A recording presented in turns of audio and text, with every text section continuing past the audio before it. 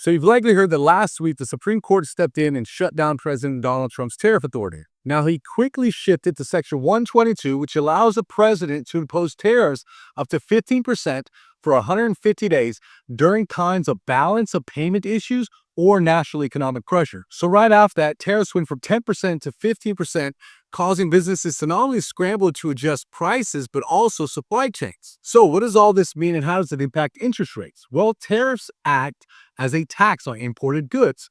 When the cost of imported goods goes up, that adds pressure to inflation.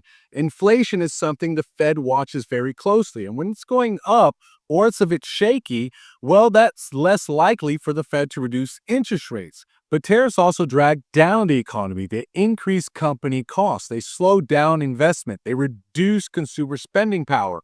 All that leads to a slower economy. And when economies slow down, interest rates tend to slow down. So right now we've got two forces pulling in opposite directions. One, inflation, raising interest rates. Two, growth, reducing interest rates. And right now in this uncertainty, what that does, it creates for choppy markets. So what's happened in the last few days since all of this came out? Well, mortgage interest rates for top profiles are in the 5% at some of the lowest levels we've seen in nearly 3 years. Also, the 10-year Treasury yield is at 4.03%. That's great. As the 10-year Treasury yield goes down, so do interest rates. Now, why is all this happening?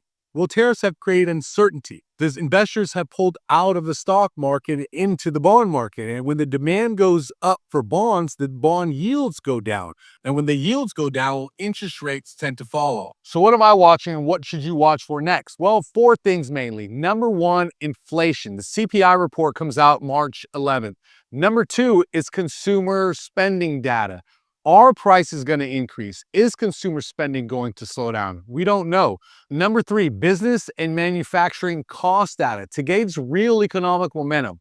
And number four, and likely the most important for me, is going to be the 10-year Treasury yield. Right now, we're at 4.03%. Any reduction of that is likely going to lead to lower interest rates. As the 10-year Treasury yield goes down, mortgage rates tend to follow. So if you found this helpful, please give a like and a follow. And should you, friends, family members, anyone you know, ever have questions about purchasing, refinancing, whether it's a home to live in or an investment property, please think Blink, as either myself or a member of our team would love to get you answers.